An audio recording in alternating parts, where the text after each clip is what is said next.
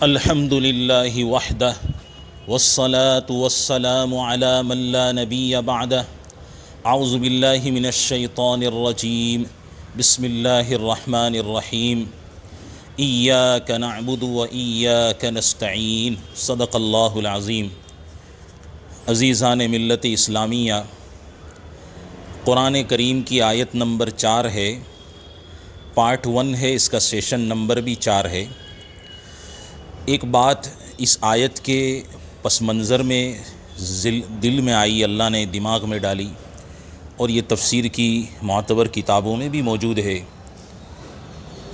اس کے 3 مفہوم تو بیان کر چکا ہوں میں، اور یہ چوتھا مفہوم ہے جو ذہن میں آیا، اور اس پر بہت اچھا اور بھی مضمون تھا جو دل میں تھا، میں نے سوچا آپ کی خدمت میں وہ بھی رکھ دوں، تاکہ ہو سکتا ہے کسی سننے والے کو فائدہ ہو اور اس کی بھی آخرت بن جاوے، میرا بھی کام ہو جاوے۔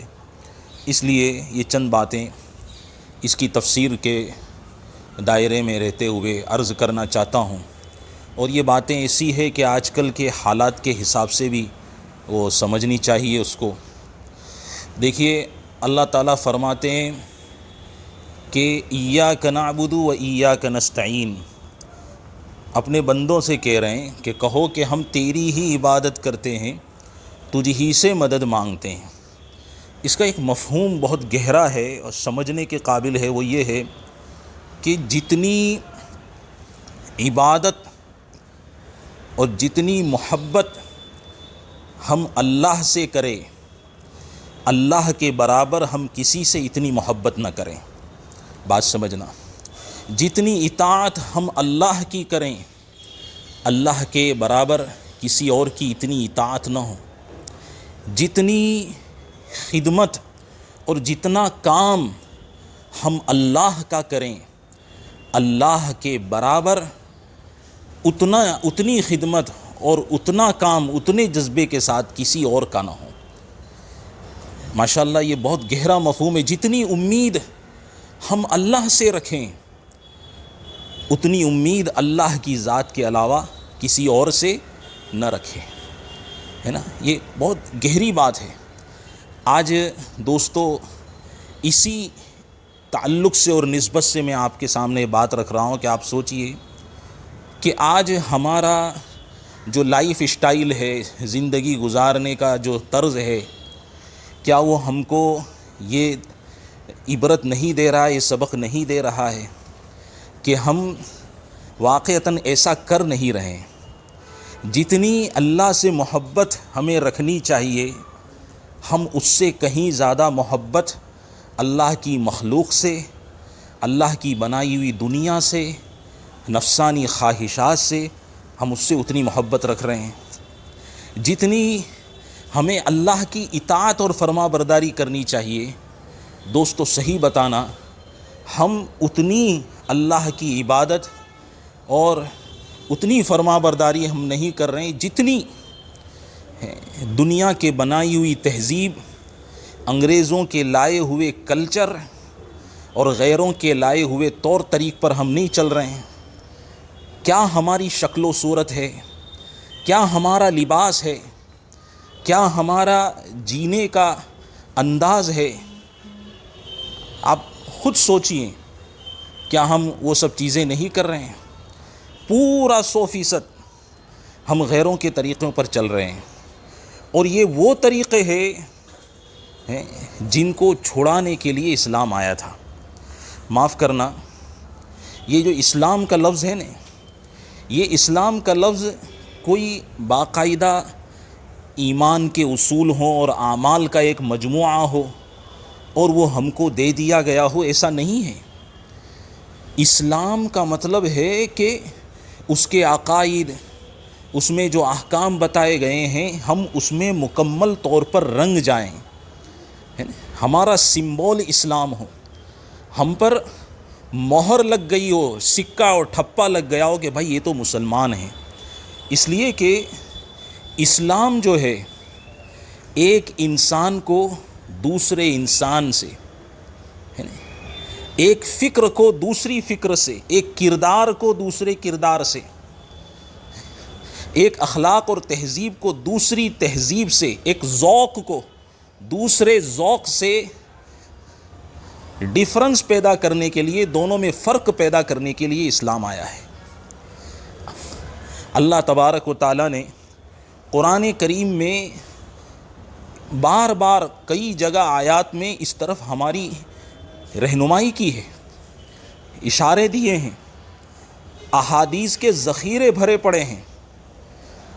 اللہ تعالیٰ فرماتے ہیں وَلَا تَبَرَّجْنَ تَبَرُّجَ الْجَاهِلِيَّةِ الْأُولَى۔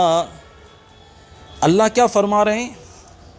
عورتوں کی جماعت، تم جاہلیت اولا، پہلے والی جو جہالت کا سسٹم تھا، ان کا جو کلچر تھا، اس انداز پہ پردے کیے بغیر کھلی نمائش کرتی مت پھرو، اللہ یہ فرما رہے ہیں۔ اس میں دیکھو سمجھنے کی چیز کیا ہے؟ سمجھنا یہ ہے کہ اللہ تعالیٰ جاہلیت اولا کی طرف ہمیں نوٹس دے رہے ہیں۔ کیوں جاہلیت اولا کو اللہ نے اس کا ذکر کیا؟ اس لیے کہ اسلام سے پہلے جاہلیت ایک تہذیب تھی، ایک سسٹم تھا لوگوں کی زندگی گزارنے کا۔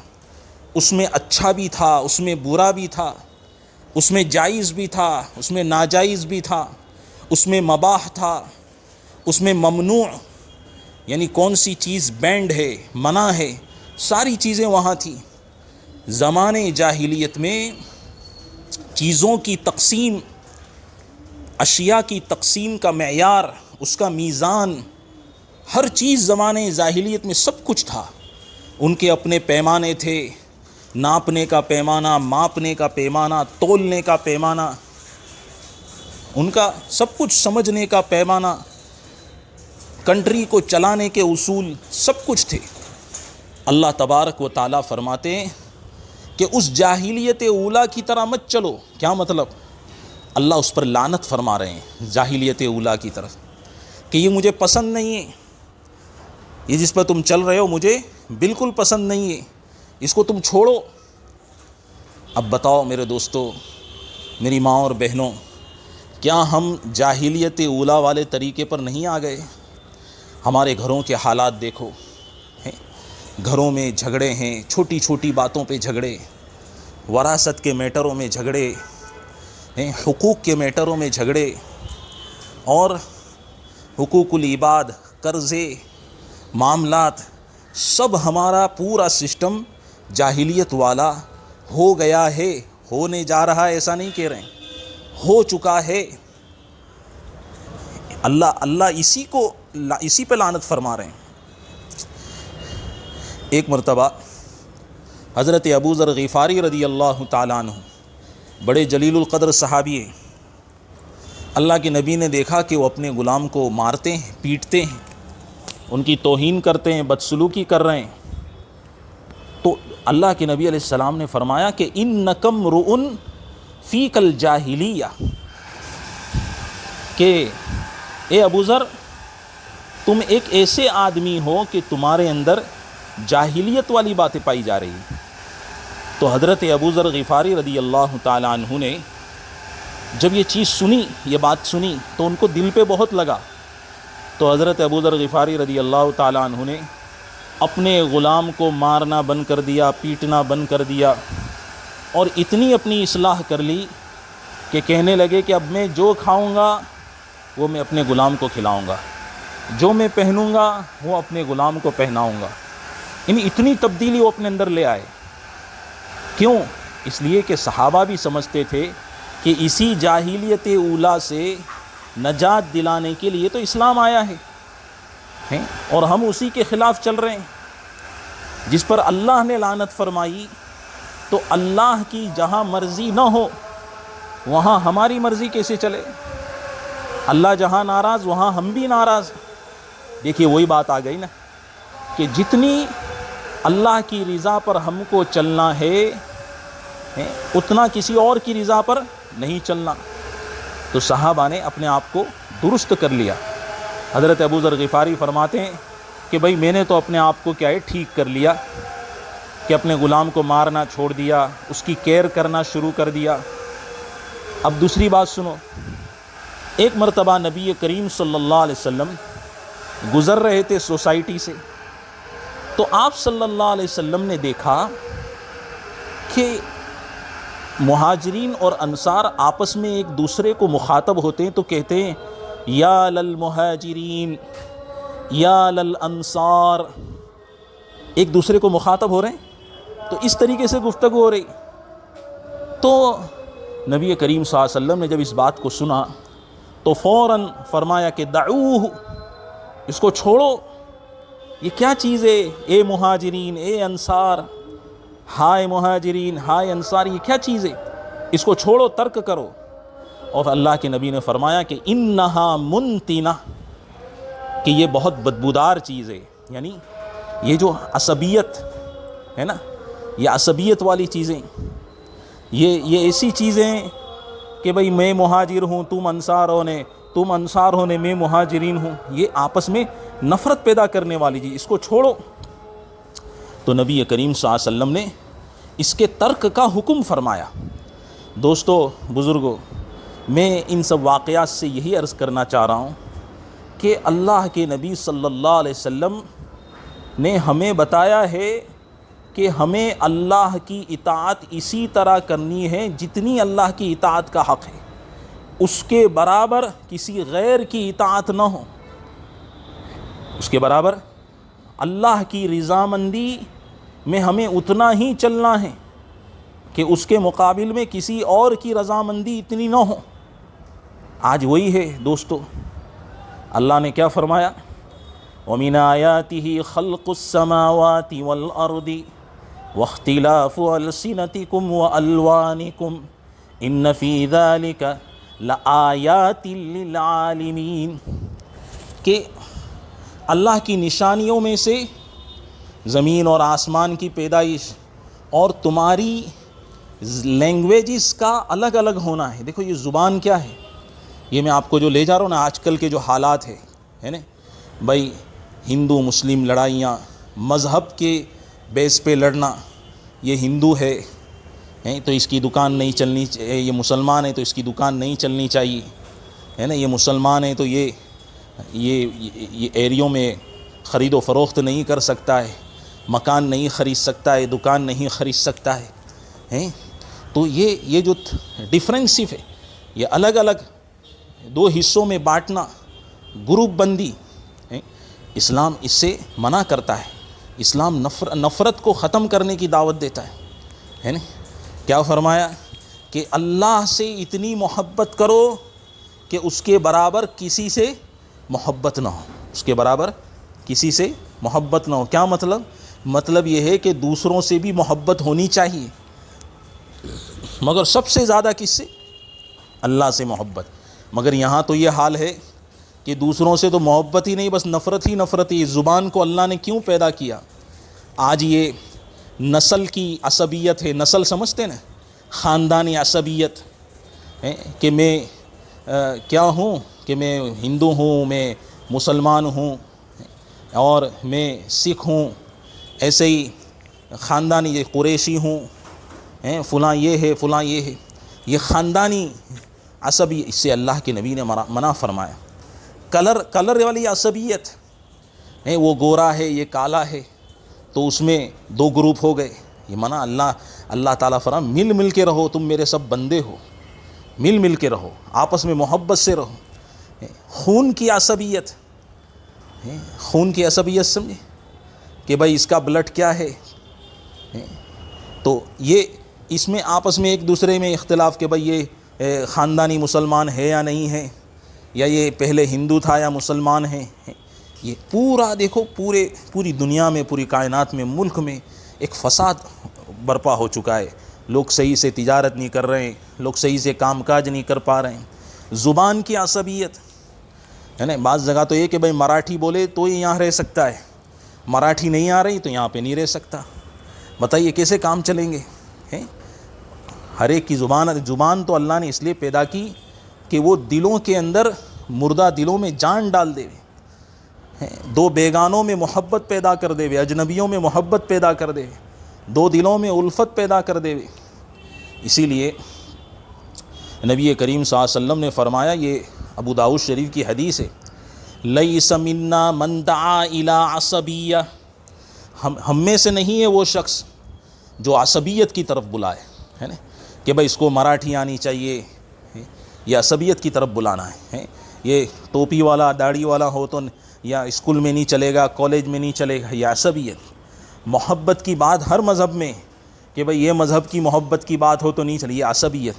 فرمایا لیس منا من دعا الی عصبیہ، ہم میں سے نہیں ہے وہ جس نے عصبیت کی طرف بلایا. ولیس منا من قاتل علی عصبیہ، وہ بھی ہم میں سے نہیں جو عصبیت کی بنیاد پر قتال کرتا ہے، دشمن سے لڑتا ہے عصبیت کی بنیاد پہ، وہ بھی ہم میں سے نہیں ہے. بھائی ہندو مسلم کے بیس پہ لڑ رہے دو ملک، یہ عصبیت کی بنیاد، یہ وہ بھی ہم میں سے نہیں. اور فرمایا ولیس منا من مات علی عصبیہ، اور وہ بھی ہم میں سے نہیں ہے جو عصبیت پر مرا، یعنی وہ دل میں محض اس لیے کہ وہ کالا ہے میں گورا ہوں، محض اس لیے کہ میں اعلیٰ ذات کا ہوں وہ ادنا ذات کا ہے، محض اس لیے کہ اس کے دل میں بس اسی طرح کا زہر بھرا ہوا تھا کہ میں مراٹھی ہوں وہ مراٹھی نہیں ہے، میں گجراتی ہوں وہ گجراتی نہیں ہے. گجرات میں بنگالیوں کا کیا کام ہے، یو پی والوں کا کیا کام ہے، بہاریوں کا کیا کام ہے. ارے بھائی سب کام دھندے کے، تمہیں تو خوش ہونا چاہیے کہ وہ کام دھندے کے لیے، اس سے اور کام چلے گا، تجارت کو فروغ ملے گا، روزی روٹی آئے گی. مگر یہ ذہنی عصب، اور اسی عصبیت کے ساتھ وہ دنیا سے چلا گیا. اللہ کے نبی نے ان تینوں کے بارے میں فرمایا وہ ہم میں سے نہیں، وہ محمدی نہیں ہے، وہ اسلام سے اس کا کوئی تعلق نہیں. تو دوستو ہمیں اپنے آپ کو سدھارنا ہے نا، یہ سب نفرت کی باتیں ختم کرنی ہے، محبتوں کو لانا ہے. دیکھیے صحابہ کرام کو اللہ کے نبی نے یہ شعور ان کے دلوں میں کوٹ کوٹ کے بھر دیا تھا، ہے نا. اللہ کے نبی علیہ السلام نے فرمایا انصر اخاک ظالما او مظلوما، تم اپنے بھائی کی مدد کرو وہ ظالم ہو یا مظلوم. دیکھو فرمایا. تو نبی کریم صلی اللہ علیہ وسلم سے صحابی نے فرمایا یا رسول اللہ کہ ھذا نصرتہ مظلوما فکیف انصرہ ظالما، کہ ٹھیک ہے اس کی تو میں نے مدد کی، مظلوم تھا، لیکن میں ظالم کی کیسے مدد کروں گا. تو نبی کریم صلی اللہ علیہ وسلم نے فرمایا کہ بھائی ظالم کا ہاتھ ظلم سے روک دو، وہ ظلم کر رہا ہے، زیادتی کر رہا ہے. بھائی زیادتی جسمانی بھی ہو سکتی ہے، روحانی بھی ہو سکتی ہے. بعض لوگوں کا بی پی بڑھا دیتے، پریشر بڑھا دیتے، ٹینشن پیدا کرتے ہیں، کریٹ کرتے ہیں. بھائی ان کو اس طرح کے ظلم کرنے سے روکو. تو یہ بھی اپنے بھائی کی کیا ہے، مدد ہے. تو اللہ کے نبی علیہ السلام نے صحابہ میں یہ شعور پیدا فرما دیا. ایک صحابی رسول ہے حضرت عبداللہ بن حذافہ رضی اللہ تعالیٰ عنہ. نبی کریم صلی اللہ علیہ وسلم نے انہیں ایک لشکر لے کے کہیں بھیجا، اس کو سیرت کی زبان میں سریہ کہتے ہیں. تو اب یہ امیر تھے اور باقی سب ان کے تابع تھے جتنے بھی فوجی تھے. اب ایک جگہ پر گئے تو حضرت عبداللہ بن حذافہ رضی اللہ تعالیٰ عنہ نے ان کو کوئی حکم دیا جس پر عمل کرنے میں صحابہ سے تاخیر ہو گئی، دیر ہو گئی. تو ان کو بڑا غصہ آیا. تو انہوں نے کہا کہ لکڑیاں جمع کرو ایک جگہ پر. تو بہت ساری لکڑیاں سب جمع ہو گئی. اس کے بعد کہا کہ آگ لگاؤ. تو اس میں آگ روشن کی گئی اور بڑے بڑے الاؤ آگ کے آسمان کو چھونے لگے. پھر انہوں نے کہا کہ تم لوگ اس آگ میں کود پڑو. اب ظاہر سی بات ہے ان کا حکم ہے، مگر صحابہ میں سے کوئی ایک صحابی بھی اس آگ میں نہیں کودا. ان کو بڑا غصہ آیا. انہوں نے کہا کہ ٹھیک ہے میں رسول اللہ صلی اللہ علیہ وسلم سے آپ کی شکایت کروں گا کہ یہ لوگ امیر کے ماتحت چلنے کے باوجود بھی امیر کی بات نہیں سنتے. تو انہوں نے کہا کہ عبداللہ بھائی ہم نے اسلام جو قبول کیا ہے اسی آگ سے بچنے کے لیے تو قبول کیا ہے. اگر آج ہمارے سینوں میں اسلام نہیں ہوتا، ایمان نہیں ہوتا تو ہمیں بھی آگ کے نظر ہونا پڑتا، اور تم ہمیں آگ میں کودوا رہے ہو. خیر اللہ کے نبی علیہ السلام کے دربار میں پہنچے تو نبی کریم صلی اللہ علیہ وسلم نے حضرت عبداللہ ابن حذافہ کی تردید فرمائی اور باقی صحابہ کی باتوں کی تصدیق فرمائی کہ آپ لوگوں نے صحیح کہا. کیوں کہ امیر کی بات ماننا صحیح ہے، لیکن انما الطاعۃ فی المعروف، یعنی اطاعت تو اچھے کاموں میں ہی ہوگی. اگر امیر اچھے کاموں کا حکم دے گا، ایسے کاموں کا حکم دے گا جس میں اللہ کی 100% رضامندی ہو، اللہ کی کیا ہو، اور غیر اللہ کی کسی نہ کسی درجے میں رضامندی ہو، اللہ کی 100% رضامندی ہو. دیکھو یہ آیت سے میں آپ کو جوڑ رہا ہوں، ایاک نعبد و ایاک نستعین، 100% اس میں اللہ کی عبادت ہو، 100% اللہ سے مدد مانگی جا رہی ہو، تو اسی میں اطاعت ہے. اور یہاں تو کیا ہے کہ معروف میں اطاعت نہیں ہو رہی، یہ تو منکر میں اطاعت ہو رہی ہے، آگ میں کودنا. پھر اللہ کے حبیب نے فرمایا لا طاعت لمخلوق فی معصیت الخالق. سنو عبداللہ ابن حذافہ، خالق کی نافرمانی کے ساتھ مخلوق کی فرما برداری بالکل نہیں ہے. آپ کی بات پر عمل ہو جائے گا تو آپ راضی ہو جائیں گے، مگر اللہ کیا ہو جائیں گے، ناراض ہو جائیں گے. یہ ہم کو قبول نہیں ہے. ہم جہاں تک ہو سکے اللہ کو راضی رکھیں گے، پھر اس کے مقابلے میں اگر تمہاری رضامندی رہتی ہے تو ٹھیک ہے، ورنہ کوئی مسئلہ نہیں. سمجھ آیت سے اس کو ہم جوڑے. تو دوستو بزرگوں، آج ہم نے اپنی زندگیاں کیا بنا لی ہے. اس لیے دوستو آؤ قرآن کی طرف، حدیثوں کی طرف آؤ، اولیاء اللہ کی زندگیوں کی طرف آؤ، صحابہ کی زندگی کی طرف. اپنی زندگیوں کو درست کرو. ہم چاہیں گے تو درست ہو جائے گی، اور اگر ہم نہیں چاہیں گے تو پھر بس یہی ہے. دیکھو کہ لوگوں کے لائے ہوئے نظام، لوگوں کے لائی ہوئی تہذیب، کلچر، انگریز کی تہذیب، انگریزی کلچر، اسی کے مطابق پھر زندگی گزار. اس کو اندھی تقلید کہتے ہیں. ہمارے بڑوں نے انگریز کو ہندوستان سے بھگایا، اور ہم کیا ہے، ہم ان کے چھوٹے ہیں، ہم ان کی نسلیں ہیں، ہم اس کو واپس ہندوستان میں لا رہے ہیں، ان کے طور طریقوں کو لا رہے ہیں. یہ کیا ہے؟ اس لیے اس کو اندھی تقلید کہتے ہیں، ہے نا. حضرت علامہ رومی رحمۃ اللہ علیہ نے اسی لیے فرمایا کہ بھائی تقلید جو ہے، اس طرح کی تقلید کرنا درست نہیں ہے، اس طرح تقلید کرنا درست نہیں. تو کوئی غیر مقلد اہل حدیث ہوں گے، انہوں نے کہا کہ دیکھو علامہ مثنوی رومی تو تمہارے آدمی ہیں، وہ خود کہہ رہے ہیں کہ تقلید کرنا ٹھیک بات نہیں ہے. تو ہم ان سے یہ کہتے کہ بھائی وہ مطلقاً تقلید کی نفی نہیں کر رہے ہیں. اچھے نیک لوگ ہیں، جنٹل مین لوگ ہیں، امت کا جن پر اجماع ہے، جنہوں نے قرآن و حدیث کو صحیح سمجھا ہے، ان کی تقلید کرنے سے منع نہیں کر رہے ہیں، بلکہ وہ تو ایسی اندھی تقلید سے منع فرما رہے ہیں. وہ اندھی تقلید کیا؟ اس سے پہلے ایک قصہ ہے.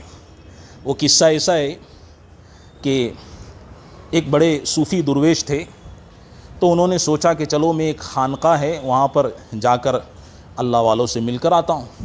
اور اس خانقاہ میں کچھ درویش تھے، متوکل تھے. وہ متوکل بھی نام کے اللہ پر بھروسہ رکھنے والے، نام کے اللہ کے بھروسہ رکھنے والے. حقیقت میں تو وہ کیا تھے؟ رہزن طریق تھے. کہتے ہیں نا اس کو لٹیرے، ڈاکو. بعض لوگ درویش ہوتے ہیں لباس سے، لیکن اندر سے وہ کیا ہوتے ہیں؟ ڈاکو ہوتے ہیں، لٹیرے. تو انہوں نے کہا چلو میں مل کے آتا ہوں. تو انہوں نے بہترین اپنی سواری لی. اس زمانے میں گدھوں پر، گدھے بھی بہت بڑے بہترین ہوتے تھے. آج ہم گدھوں کو دیکھتے نہیں، تو گدھے ہی ہیں، گدھے کھچر بہترین سواری ہوتی. تو اس پر بیٹھ کر وہ اس خانقاہ کے دروازے کے قریب آئے. تو اندر جو درویش بیٹھے ہوئے تھے وہ کافی دنوں سے بھوکے تھے. کیسے تھے؟ ہاں، بھوکے پڑے ہوئے. تو انہوں نے دیکھا ہاں شکار آ گیا، مرغا آ گیا.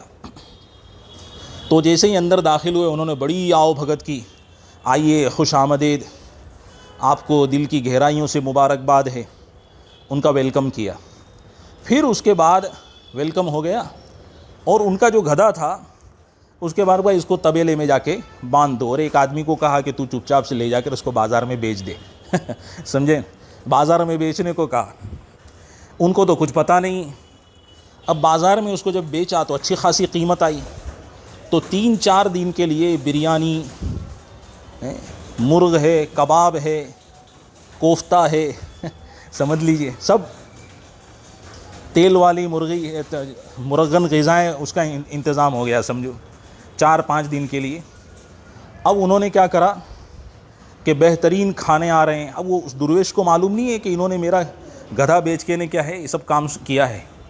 اب وہ سارے پکوان آ رہے ہیں اور سب کھا رہے ہیں پی رہے ہیں، اور سما منعقد ہو گیا، مجلس سما، اس میں کچھ پڑھا جاتا ہے اور لوگ مستی میں کیا ہے ہلتے ہیں، وجد آتا ہے اور اللہ کو یاد کرتے ہیں۔ تو مجلس سما منعقد ہو گئی۔ اب مجلس سما میں وہ جو درویش لوگ تھے جن کے بارے میں نے کہا نا کہ وہ نام کے متوکل تھے، ان میں سے ایک نے وہ قوال سے کہا کہ آپ کو کیا پڑھنا ہے معلوم ہے؟ بولے کیا؟ خرب رفت خرب رفت خرب رفت و خرب رفت۔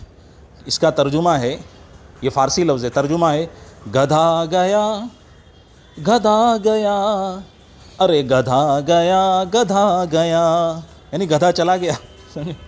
تو اب وہ سیما میں پڑھ رہے ہیں، قوال پڑھ رہا ہے اور سن رہے ہیں اور برابر جھوم رہے ہیں۔ اب صبح ہوئی تو صبح ہوتے ہی سارا نشہ اتر گیا تھا، سیما بھی ختم۔ تو انہوں نے کہا کہ بھائی لاؤ میری سواری لے آؤ، اس پر گدی رکھو، اب نکلنا ہے۔ تو خادم نے کہا کہ حضرت آپ کی سواری تو رات سے ہی غائب ہو گئی ہے، طویلے میں ہے ہی نہیں۔ تو کہا میرے کو آپ کو اطلاع کرنی چاہیے تھی۔ تو خادم کہنے لگا میں آپ کو اطلاع کرنے کے لیے جب آیا تو میں نے دیکھا، میں نے سنا کہ آپ اپنی زبان سے کہہ رہے ہیں کہ خرب رفت خرب رفت، کہ گدھا گیا گدھا گیا، نہیں سمجھ؟ تو گدھا تو چلا گیا۔ تو میں نے سوچا کہ آپ کو تو پتہ ہے، اس لیے میں نے آپ کو زیادہ زحمت دینا مناسب نہیں سمجھا کہ ارے پہلے ہی بولنا چاہیے تھا نے۔ میں تو یہ جو بول رہا تھا یہ سچ مچ سمجھ کے نہیں بول رہا تھا، بلکہ یہ بول رہے تھے تو ان کی تقلید میں بول رہا تھا، سمجھ میں آئے؟ تو علامہ مثنوی رومی رحمۃ اللہ علیہ کہہ رہے کہ بھائی یہ شخص جو ہے اندھی تقلید کر رہا تھا، اس کا انجام اس کو کیا بھگتنا پڑا آپ نے دیکھا، اس کا گدھا ودا سب چلا گیا۔ تو اس اندھی تقلید سے منع کر رہے ہیں۔ علامہ رومی کے الفاظ ہے خلق را تقلید شان برباد داد، کہ 200 لعنت بری تقلید باد، ہے نا کہ مخلوق کو اس کا جو رعب ہے، اس کی جو عظمت ہے اس میں تقلید نے برباد کر دیا۔ تو ایسی تقلید پر 200 لعنتیں ہوں، ایسی تقلید پر 200 لعنتیں ہوں۔ تو دوستو تو ہمیں کرنا کیا چاہیے؟ اچھے نیک انسان کی، سمجھدار انسان، اللہ کا ولی ہیں، اس کو اپنی ذات کو سپرد کرنا چاہیے۔ حضرت فرماتے ہیں چوں گزیدی پیرہن تسلیم شو، ہم چو موسیٰ زیر حکم خضر رو، کہ جب تو نے پیرہن کو قبول کر لیا، یعنی آپ نے بیعت ہو گئے، اللہ والے کے دائرے میں آپ آ گئے ہیں، ان کی حلقے میں آپ داخل ہو گئے ہیں، تو اپنی آپ کو پورے کے پورے حوالے کر دو، ہے نا۔ اور موسیٰ علیہ السلام کی طرح خضر علیہ السلام کے حکم کے تابع رہو۔ تو اگر آپ ایسا کرنا ہے، اور وہاں کیا کرنا ہے؟ حضرت علامہ یعقوب نانوتوی رحمۃ اللہ علیہ، حضرت تھانوی رحمۃ اللہ علیہ کے بھی استاد ہیں، وہ فرمایا کرتے تھے کہ دیکھو کلاس کے اندر جو طالب علم چوں چیرا نہ کرے اس کو کلاس سے باہر نکال دو، اور خانقاہ میں جو مرید چوں چوں کرے اس کو خانقاہ سے باہر نکال دو۔ کیا مطلب ہے؟ مطلب یہ ہے کہ خانقاہ میں اصلاح، وہ اصلاح اور مطب ہے، وہ ڈاکٹر کا کلینک ہے آپ کے، وہاں چوں چوں نہیں کرنا ہے۔ جیسے ڈاکٹر آپ کی اصلاح کر رہا ہے آپ کے بتائے ہوئے مرض کے مطابق، وہ اصلاح کو آپ کو قبول کر لینا ہے۔ مگر آپ ڈاکٹری سیکھ رہے ہیں، وہاں چوں چوں کرنا ہے، نہیں سمجھ میں آوے تو ورنہ آپ الٹا سمجھ لو گے، سمجھ رہے ہو نا یہ؟ تو اس لیے فرمایا قال راب گزار مرد حال شو، پیش مرد کامل پامال شو، کہ قال کو چھوڑ دو، مرد حال ہو جاؤ، اعمال والے بنو، گفتگو کرنے والے مت بنو، اعمال والے بنو، اور کسی مرد کامل مرد بہادر اللہ والے کے ہاتھ میں تم پورے پامال ہو جاؤ. پامال ہو جاؤ مطلب اس کی بتائی ہوئی گائیڈ لائن کے مطابق اپنی زندگی اور لائف اسٹائل بنا لو. اگر ایسی بنا لو گے تو صحیح معنی میں آپ اللہ سے اتنی محبت کرنے والے ہو جاؤ گے کہ اس کے مقابل میں کسی اور سے آپ کو اتنی محبت نہیں ہوگی. اللہ سے اتنی امید کرنے والے ہو جاؤ گے کہ اس کے برابر کسی سے اتنی امید نہیں ہوگی. اللہ سے اتنا خوف کرنے والے اور ڈرنے والے بن جاؤ گے پھر خدا کی ذات کے علاوہ آپ کو کسی سے اتنا خوف نہیں ہوگا. اللہ کی اتنی اطاعت اور فرما برداری کرنے والے بن جاؤ گے کہ پھر تم کسی سے فرما برداری کے اتنے جذبات آپ کے نہیں ہوں گے. یہی ایاک نعبد و ایاک نستعین کی ایک تفسیر کا یہ چوتھا حصہ ہے. اللہ اس کو قبول فرمائے. وصلی اللہ علی النبی الکریم.